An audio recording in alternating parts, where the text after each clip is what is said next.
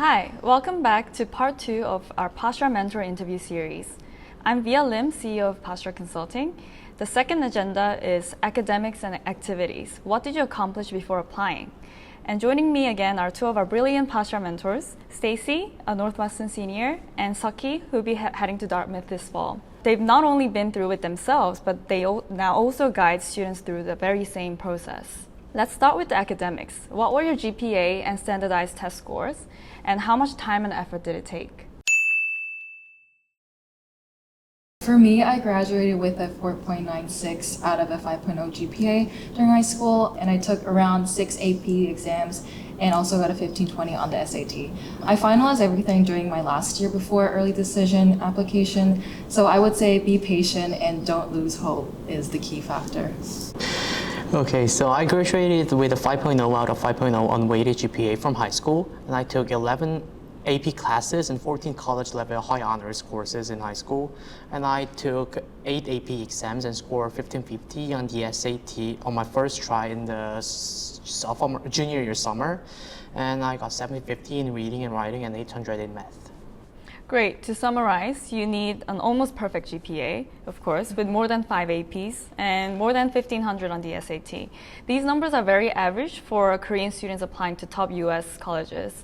So let's go beyond these numbers. What were the key extracurriculars or passion projects that really defined your high school experience?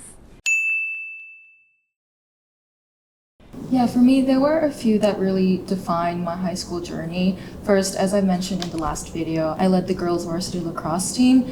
Winning national tournaments while growing as a team captain shaped a lot of who I am. And then working on the Echo House project, I built a mini house with recycled materials. So it really brought out of my love for hands-on creative problem-solving activities. And also it was a part of the iGEM, the International Genetically Engineered Machine Contest. I explored an oral insulin delivery method using mini cells to help treat diabetes. So that gave me a chance to combine science with public engagement, since we also organized diabetes-friendly cooking classes for seniors. So I would say these experiences helped me grow as a leader, collaborator, and a communicator.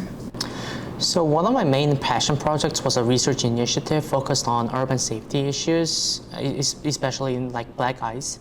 And it led to participating in ISEF as a national representative, a registered patent, and a published paper with over $10,000 in R&D funding. And I also co-founded a startup for preventing online sexual harassment while raising more than $11,000 in support.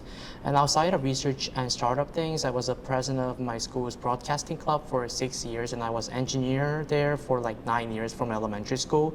And I also served as a VP and drummer in my school's rock band, also for 6 years. Right, so for STEM majors like Stacy and Seokhee, you really need research background as well as practical social impact. I think we can all agree that it takes key, impactful leadership activities, especially major related, to get into top schools. Which of your activities showcase your skills, and which ones create a real-world impact? The one thing I did was I served as head of the athletics and health department and student council in FHAFS. That was one of the most impactful roles I had, I think. I led school-wide initiatives that made real lasting changes to student life, I'd say, from replacing bar soaps with liquid hand wash in all the restrooms, launching a socially distanced workout challenge during COVID-19, to host a blindfolded football match in collaboration with the Korea Disability Football Association. I was constantly focused on health in general, inclusivity, and community engagement. So for me, it's kind of hard to separate between which are related to skills and which are related to the impact. But most of my work involved engineering and entrepreneurship, like building prototypes, writing papers and patents, and launching a startup. But I also put effort into media things, including film and music, as I mentioned. So what I'm most proud of is how these projects created real-world impact as a form of collaborating with local government and being able to be a part of public safety initiatives. Right. So I totally agree with you guys that, you really need both skills and impact. And usually those things combine together to make a key leadership activity. And it's totally necessary to use your organizational and academic skills that showcase your interests and passions through social impact initiatives, whether it's at school, local, national level. Collaborating with officially recognized institutions is key. Next, the honors section on the Common App requires at least 5 major awards. Are there any awards or recognitions you felt were pivotal in your application?